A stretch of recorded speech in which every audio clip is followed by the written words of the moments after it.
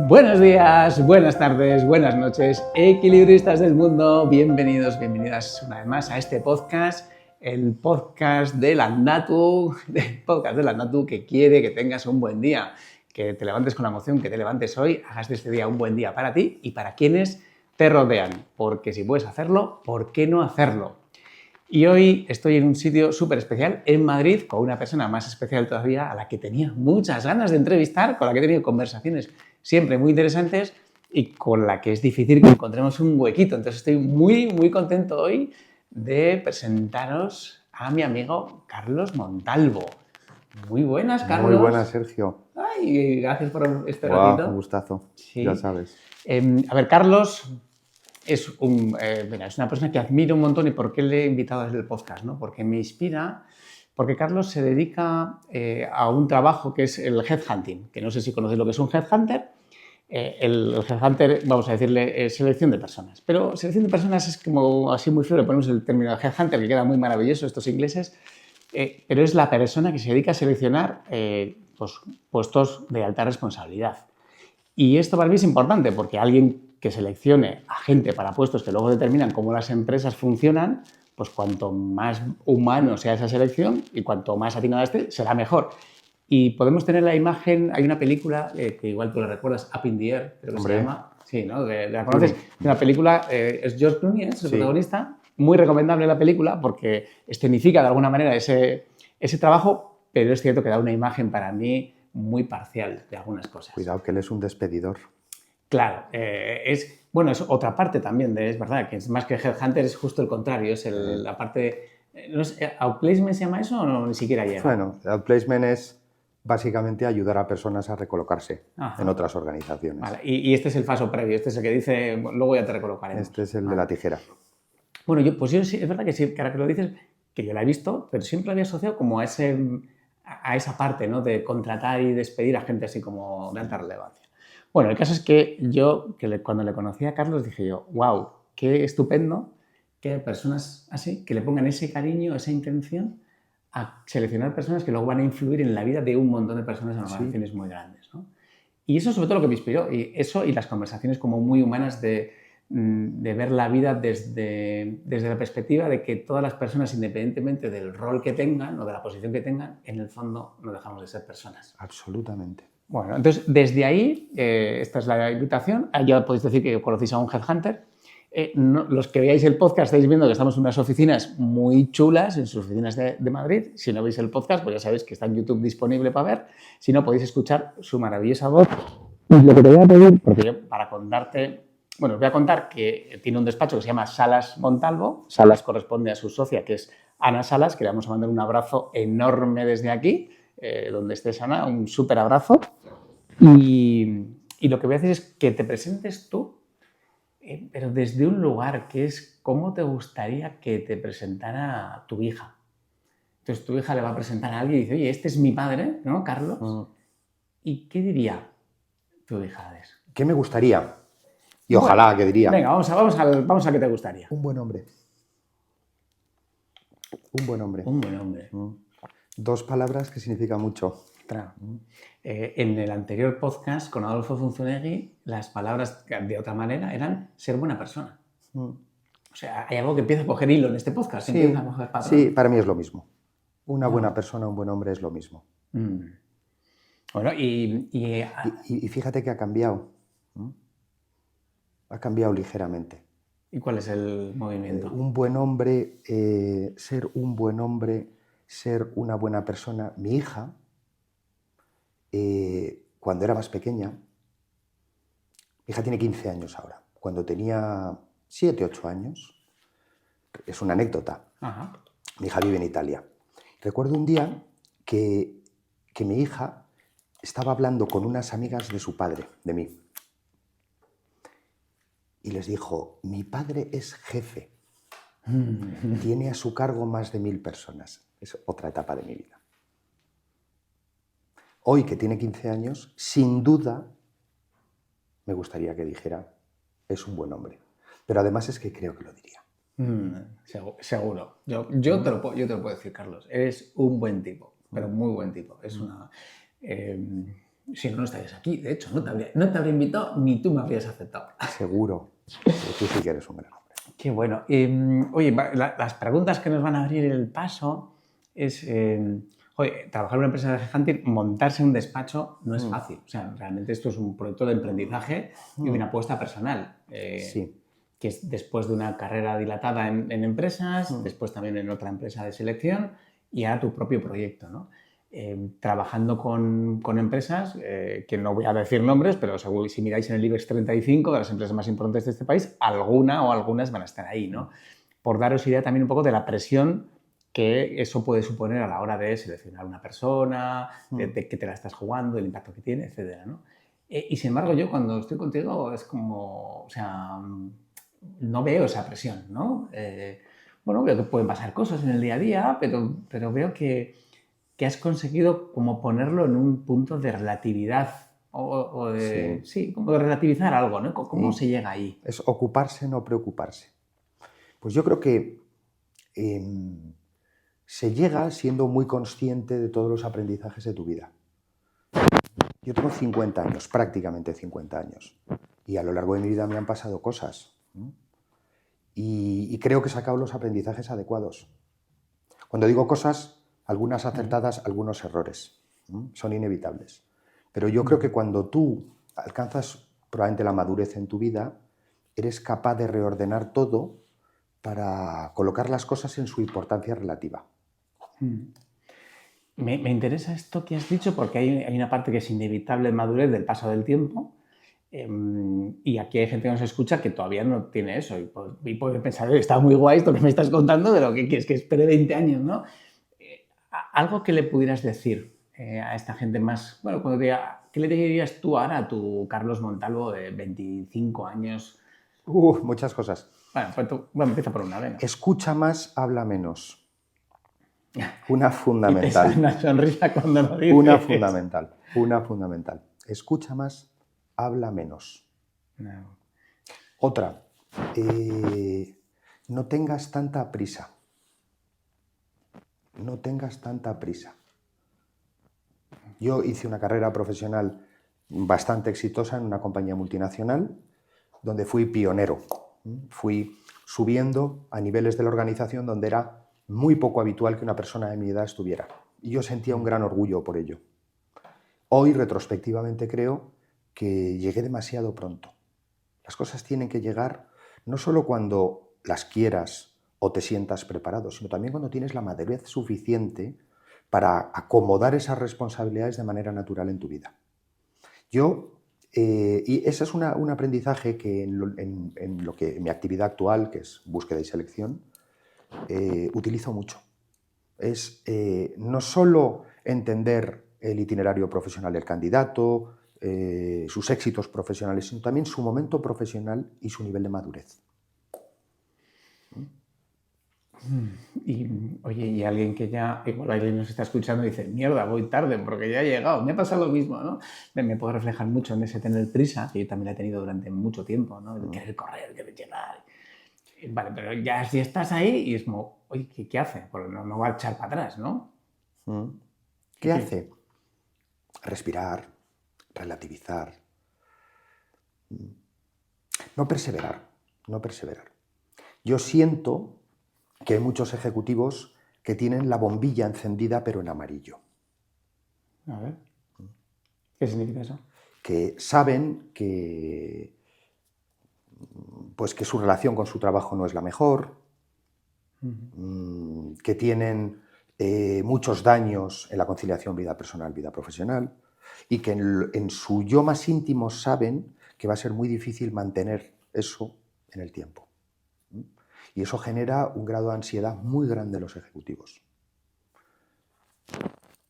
Si tú, en lugar de actuar sobre la causa raíz de ese problema, te limitas a disimularlo, esa luz amarilla se acaba convirtiendo en una luz roja y puedes descarrilar en tu carrera.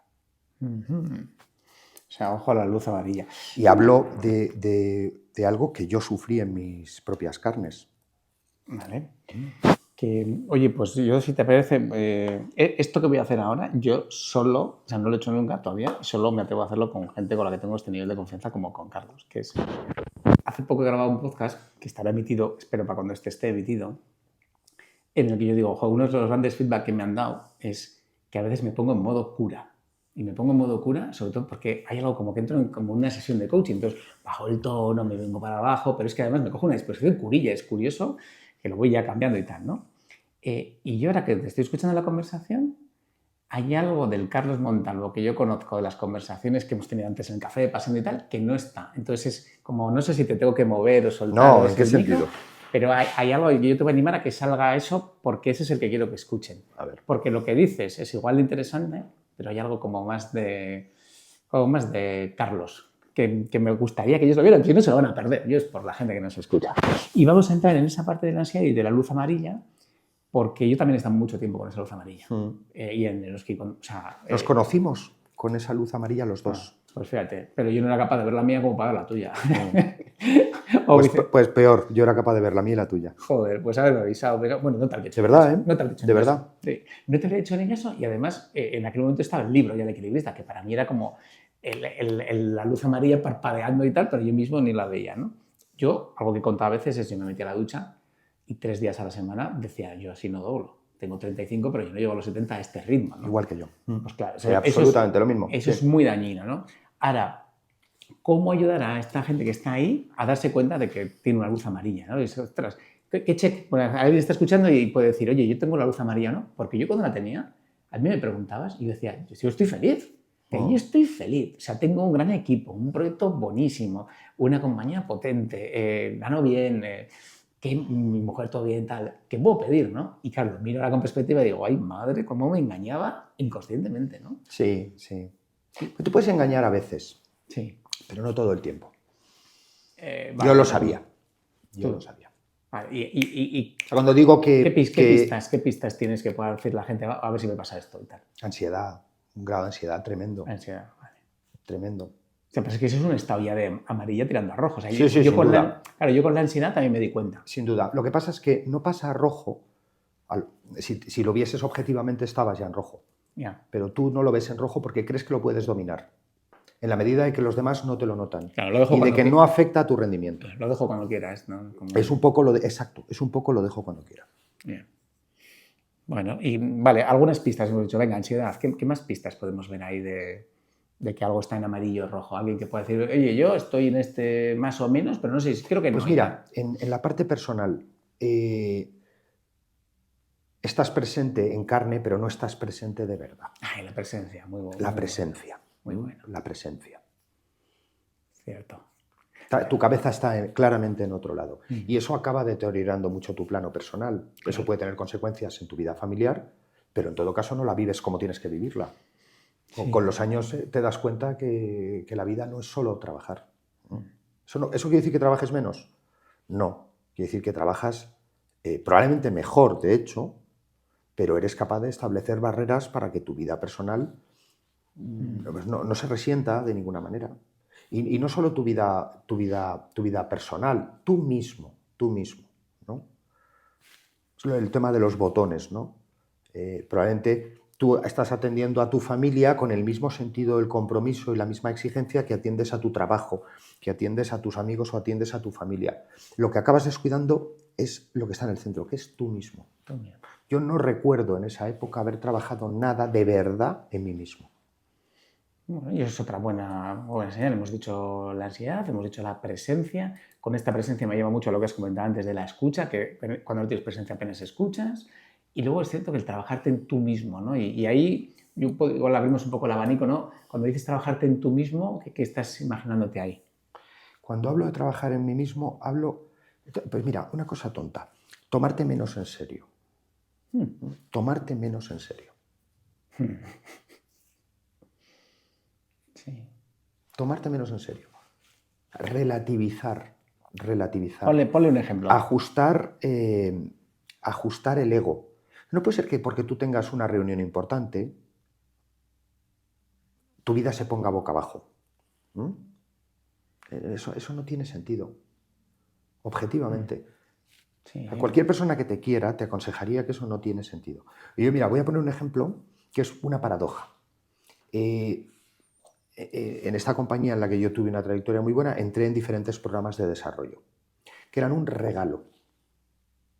Eran un regalo porque, entre otras muchas cosas, me permitían estar muy considerado en toda la organización, progresar profesionalmente y además unas formaciones que son, hoy vistas años después, un verdadero tesoro. Y sin embargo, yo me sentía exigido por ello.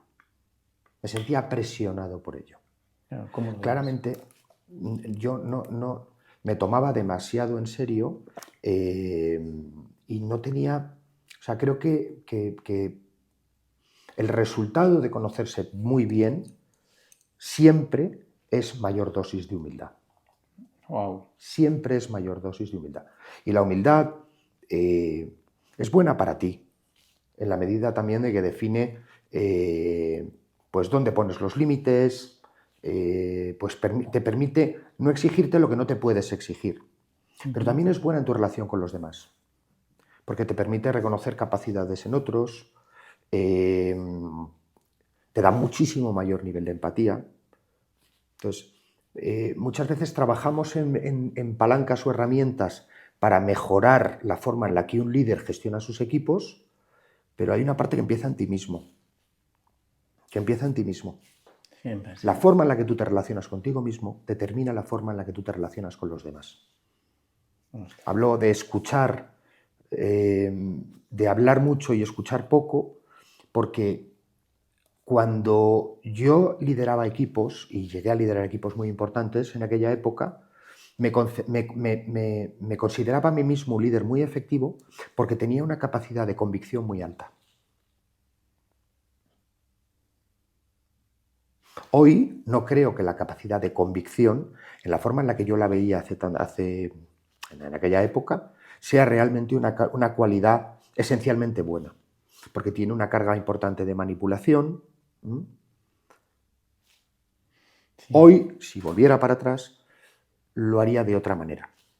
Pero lo cierto es que hoy lo veo porque tengo 50 años, claro, y en aquel momento tenía 28 o tenía 30. Está claro.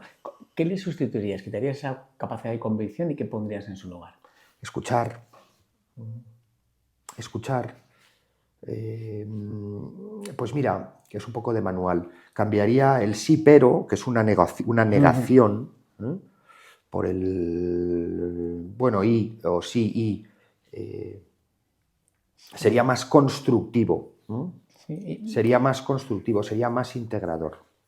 Y también me estaba yo ahora acordando, conectando de hacer más algo de inspirar y confiar, ¿no? Inspirar y esperar, ¿no? Hay algo de que cuando convences, de no, he convencido a mi equipo, y hay algo de vencer también, ¿no? Y sin embargo, te escucho ahora de esta manera de estar, hay algo de, mira, yo te inspiro, esto es mi ejemplo, esto es como lo hago, esto es como yo creo, y espero y confío que tú vas a tener ese recorrido y vas a llegar a... Claro, y digamos que en la corta distancia te funciona. Porque si eres una persona articulada, con un buen discurso, eres capaz de motivar e inspirar en el corto plazo. Pero ese es el gran problema, que funciona. Exacto. Es la trampa. Exacto. Funciona y nos engancha. Exacto. Te funciona durante un tiempo. Durante un tiempo. Porque al final nosotros podemos liderar a otros, pero otros nos lideran a nosotros. Claro. Y lo que nosotros buscamos es gente que verdaderamente nos respete y que de manera... Al final lo que uno quiere siempre es lo genuino. Sí, lo auténtico. Lo auténtico. Y ahora está siendo muy auténtico. Me encanta. Porque ahora estoy viendo a Carlos de verdad. Estáis viendo y escuchando a Carlos de verdad. O sea, que está muy bien. Oye, entonces, has dicho, vamos, un montón de cosas. Sobre todo me quedo con ese cómo te relacionas contigo mismo, porque marca el cómo te vas a relacionar con los demás. Entonces, a veces ponemos el foco siempre hacia afuera cuando es que está dentro, ¿no? Y has hablado del sí, pero pasarlo así además, de la ansiedad, de presencia, de escuchar, humildad, del ego, del ir exigido, ¿no? A veces vamos muy exigidos por la vida. Sí, no puede ser que tu trabajo te lesione. No puede ser que tu trabajo te lesione. Si no tiene sentido. Si no trabajamos más. Si te lesionas, estás jodido. No tiene sentido. Vale. Y oye, ¿tú dónde sacas la energía, la motivación para seguir con la edad que tienes, pues con la ilusión que yo te veo de montar este proyecto para hacer las cosas como tú quieres hacerlas, porque tienes esa idea o esa convicción de que hay una bonita forma de hacer las cosas y que se puede hacer, ¿no? Y yo te veo y digo, yo tenemos una más o menos, y yo quiero seguir enchufado, ¿no? y hay gente también que yo veo con mucha menos edad que han perdido el brillo. Sí. ¿Qué te da a ti energía? Sí, pues mira, ¿qué me da a mí energía? Tú has dicho, hacer las cosas como tú quieres, usar adecuadamente la libertad, tu libertad, para mí es un auténtico privilegio en la vida. He sido capaz de cambiar muy diametralmente mi carrera profesional, la trayectoria en el mundo de la empresa y de pronto, en el año 2020, incorporarme al mundo del headhunting, porque sentía que era lo que tenía que hacer, digamos que fue la consolidación o darme cuenta de que lo que para mí era importante tenía que ver siempre con las personas. De facto yo ya llevaba muchísimos años asesorando, guiando, mentorizando a un montón de personas en sus trayectorias profesionales. Tenía sentido hacerlo. Tenía sentido porque verdaderamente era algo que me apasionaba. Y se te nota. De hecho, yo como headhunter trabajo con mis clientes, por supuesto, pero dedico un montón de tiempo a la capa de las personas. Me veo con un montón de personas. ¿Para qué? Para nada. ¿O para qué? Para todo. Trabajo muchísimo desde el primer día en la capa de candidato. Trabajo muchísimo en la parte de transición profesional, ayudando a gente en transición profesional, porque reflejo etapas profesionales o momentos en mi carrera que yo he vivido. Sé que son momentos muy difíciles y verdaderamente me gusta muchísimo ayudar a personas que están en ese momento. Entonces, interés genuino por las personas, hacer las cosas como yo creo que se deben hacer. En el año 2020 no decidí dedicarme al headhunting, decidí hacer el headhunting como yo pensaba que se tenía que hacer. Y para mí es un absoluto privilegio poder hacerlo. Me encanta. Soy una persona muy inquieta intelectualmente, además. Es un trabajo que te da la posibilidad de conocer un montón de casuísticas diferentes, empresas diferentes, y hacer el match entre una empresa y un candidato en un momento determinado es una especie de alquimia, fíjate. Y tanto. Es un chute. No, así también es la diferencia entre el que lo hace y el que lo haces con algo que dices, es distinto, ¿no? Es como, yo esto lo asemejo, lo comparo con los diseños, ¿no? Que yo puedo hacer un diseño y además ahora con ChatGPT dices, cualquiera hace un diseño, entonces viene alguien profesional con un diseñador y entonces te toca una curvita, ¿verdad? Medio grado a un sitio que dices, no ha tocado nada y todo ha cambiado, ¿no? Total. Y para mí tiene ese arte lo que haces. Total, sí, total. O sea, para mí, entender el momento de las organizaciones y entender una organización más allá de la parte transaccional, de lo que vende y por cuánto lo vende y cuánto gana, aporta muchísimo. Y tengo la suerte de que por mi trayectoria, pues esa sensibilidad yo creo que la tengo. Y luego estar genuinamente interesado por las personas, lo cambia todo. Y esto es algo que repetidamente en los últimos podcasts viene saliendo, ¿no? El querer ayudar, que lo has traído, el creer en las personas de verdad, que es una base que sin lo demás todo lo que hagas no vale para nada, y luego el creer que es posible, ¿no? Creer que hay una manera de hacer esta selección desde otro lugar. Y sí, y luego también que lo escucho en ti y que sé que igual no se ha quedado tan clarísimo en el podcast, no lo sé, pero es como ir más allá del dinero, ¿no? Que es, o sea, más allá de que sea una transacción y que te paguen por esto, es hacerlo porque crees que se puede hacer bien, por hacerlo con gusto, por cuidar a la persona, por encontrar ese match y poder decir, wow, he puesto a la persona en su sitio, ¿no? Me decías en la conversación inicial, lo hago por el gusto de hacer las cosas bien. Claro. También yo llego al mundo del headhunting después de un proceso de reflexión de muchos años, que se abre a lo mejor 5 o 6 años antes. Y llego a la conclusión de que en la segunda parte de mi vida yo quiero hacer un oficio. Quiero ser artesano de algo. Es difícil de explicar. O sea, no quiero trabajar desarrollando una carrera profesional en una organización. Eso es una etapa que ya está cumplida en mi vida. A mí lo que verdaderamente me satisface es eso, esa idea del oficio. En realidad, el inicio de la historia era hacer algo con mis manos. Me encanta porque estabas haciendo con las manos, que no sé, quizás no se estaba, los que vean, les movían las manos como si estuvieras eso, como un artesano que hace un alfarero. Es que hay una especie de alfarería, porque nosotros modelamos arcilla, que son personas en realidad, y tenemos una posición que es importante en la vida de las personas. Claramente. Entonces, yo llego al mundo del headhunting no con la idea de ganar dinero, sino con la idea de desarrollar esa artesanía, de tener un oficio y un oficio en el largo plazo. Esta idea de perdurar. Nunca el objetivo fue ganar dinero. Nunca. Yo tengo que decir además que en otras etapas de mi carrera he podido ser ambicioso, pero el driver nunca fue económico. Era otro tipo de ambiciones, ¿no? Probablemente relacionadas con el ego. Sí. Pero en esta etapa de mi vida no hay una ambición económica. Hay una ambición por perdurar. Hay una ambición por hacer un oficio. Entonces, yo tengo la suerte de haber podido crear mi propia firma con una socia que tiene esa misma mentalidad. Y parece un tema menor, pero es un tema muy profundo, muy nuclear en nuestra firma. No tenemos una pretensión de ser grandes, sino de construir relaciones muy duraderas con nuestros clientes. Yo históricamente llamo esto historias de amor. Ay. Crear historias de amor. Conmigo tienes una, que te quiero un montón. Yo soy un buscador de personas. Te haces querer. Yo soy un buscador de personas. Yo soy un enamorado de las personas. Me encantan las personas. Y esto para mí es también súper aprendizaje, porque todo lo que acabas de contar en los últimos minutos aplica a los líderes y a responsables de recursos humanos.